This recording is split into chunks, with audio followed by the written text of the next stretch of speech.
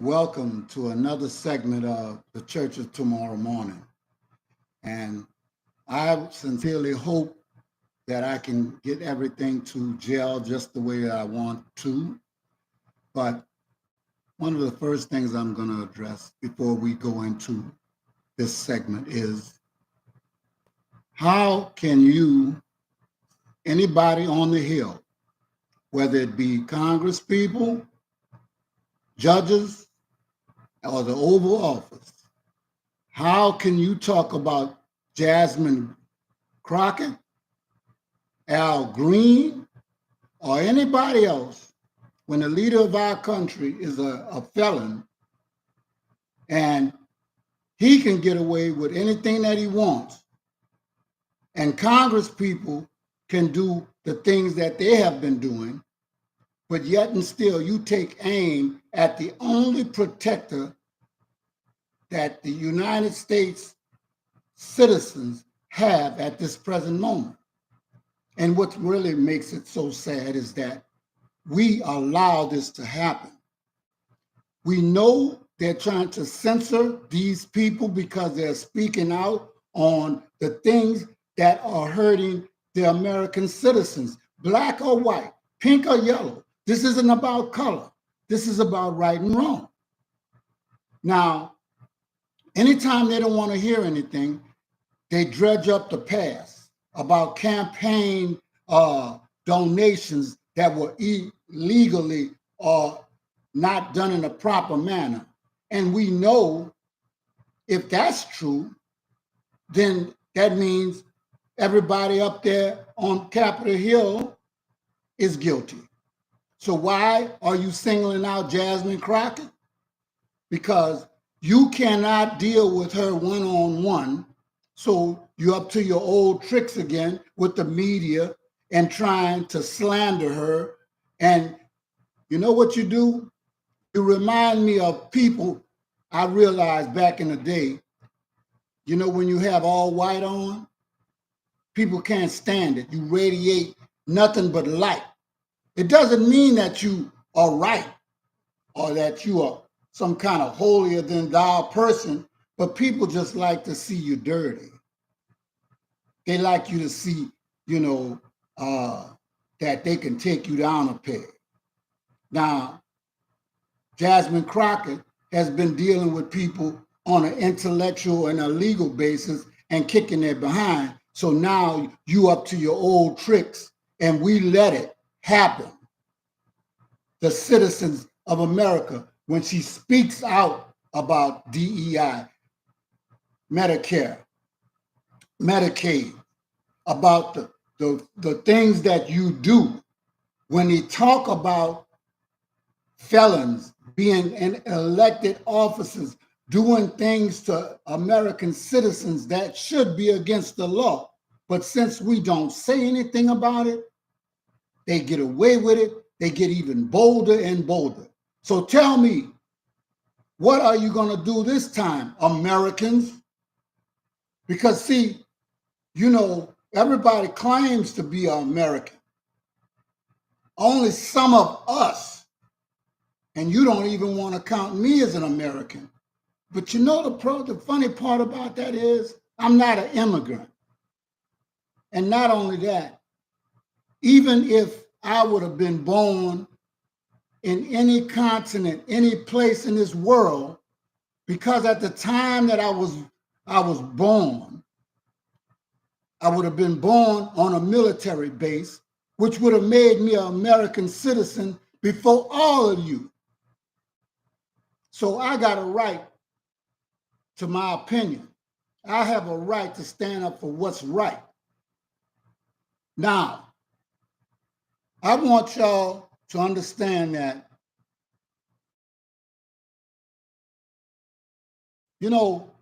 we cannot just sit back and let other people do things for us anymore.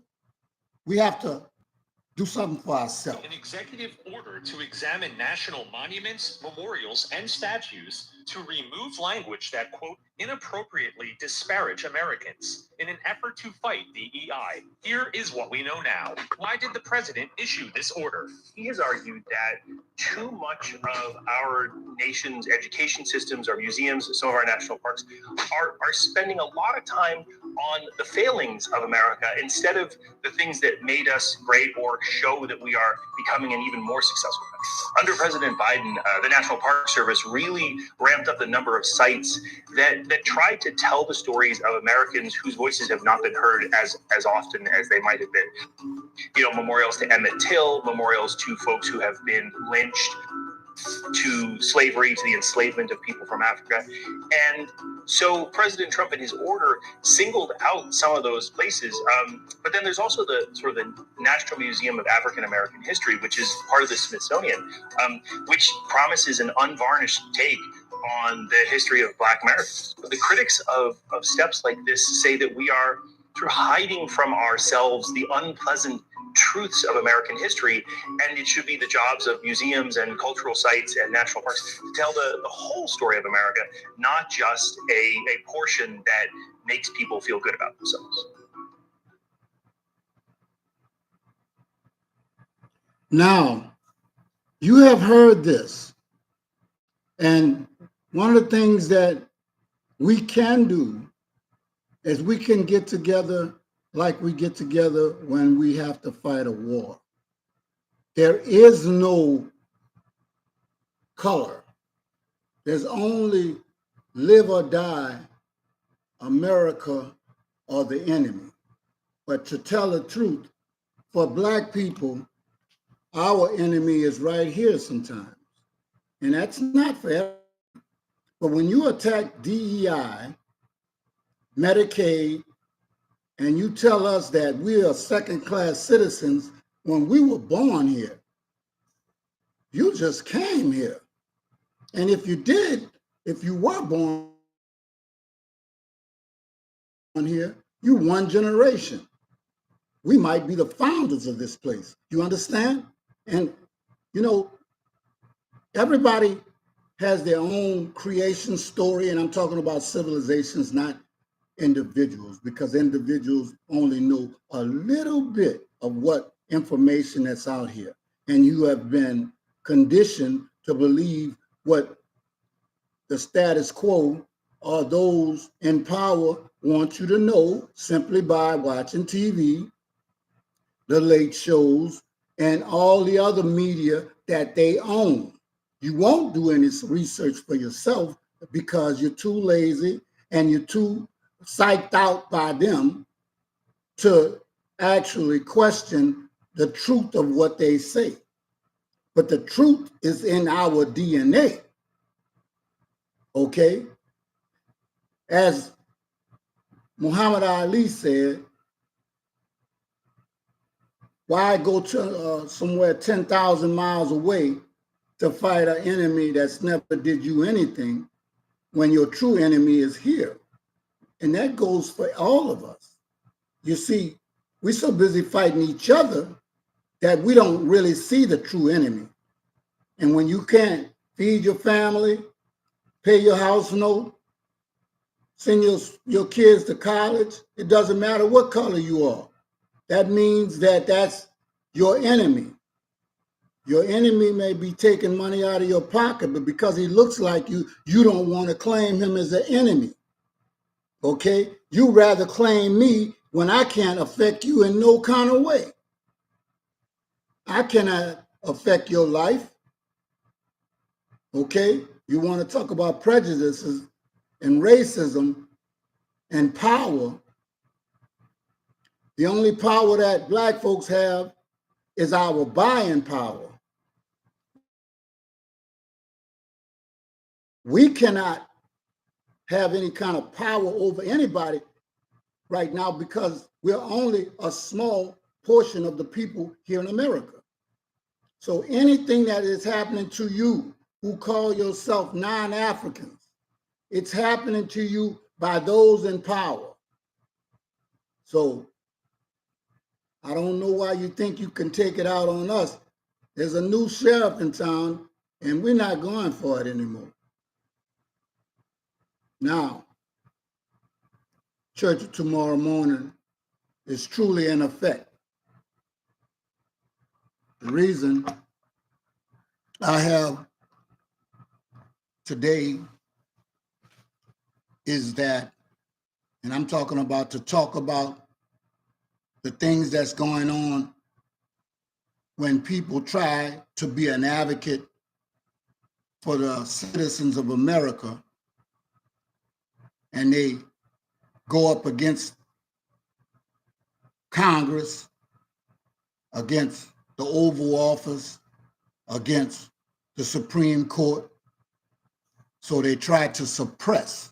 And so one of the ways that they suppress is they paint you in a bad, with a negative picture of your campaign, of your character, of the way that you do business, because they cannot one-on-one, politically, legally, and as an individual human being, deal with you one-on-one because you're too intelligent.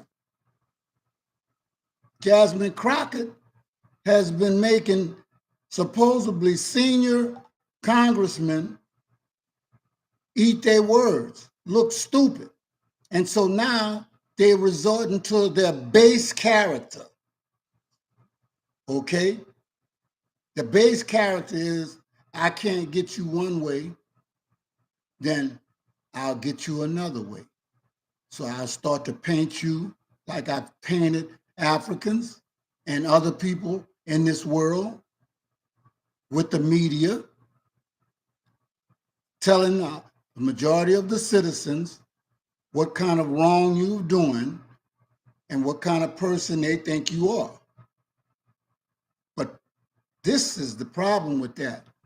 You've done that so many times that people have caught on to your tactics, your MO. Okay? We know that when you go into a country, you send in what? The missionaries first, then the military. And by the time you leave, you're leaving with the people, their wealth, their land, their children, their wives, and them. And then you make them to be the villain, and you change history to fit your narrative of being the demigod of this country, of this earth.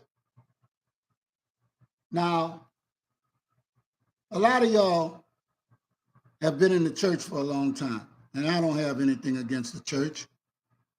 I do have something against people that don't speak the truth. I do have something against people using religion as a weapon. I do have a problem with people taking money from Social Security, putting people in office that have no business being there, allow them access to my information. I have a problem with people who are non-veterans telling me that they care about veterans, and you never went through one day of basic training. You never went through any kind of training for MOS. You never went through any kind of discipline, physical or mental. You never went overseas. You didn't do a doggone thing. All you did was talk. And you think that your color makes it all right for you to send people to their death. But you're not all right. In fact, you are the villain in this. And I'll tell you something else. Al Green, Cory Booker, Jeffries, Jasmine Crockett, you were elected to be an advocate for the citizens of these United States. From what I could see, nobody's perfect, but you're a whole lot better than those snakes that you have to swim with every day when you go into Congress. It is time for the American people to get proper representation, because you get taxation, but you give no representation. And it's time to start getting these people out of there. And I'm talking about, you've been paid by other people to misrepresent us. You're rich, but we still have a say-so. And if we become the people of old, the ancient people of America, and do what we're supposed to do, we have challenged whole continents, whole governments, whole countries about being free. But yet we hold people in bondage ourselves. So we need to start correcting here, now. We need to start being men and women. But it's hard to be a man in this system that we have, because there's only one man, and that's the one who runs the system. And when a man cannot be a man, or a woman cannot be a woman the way that the Creator intended it to be, then you need to take that power back by any means necessary. Malcolm X. I cannot believe anything that you say, Congressman, Supreme Court justices, even the Commander-in-Chief of America. I can't believe nothing you say, because I'm too busy watching what you do. And what you do tells me about you. This is the Church of Tomorrow Morning, giving you the I see it. And one of the things that we know, most politicians, most judges, and officers of the law, is if you are not spewing the rhetoric that they want you to spew, they got a problem with you. But they got a problem with the truth. Here it is.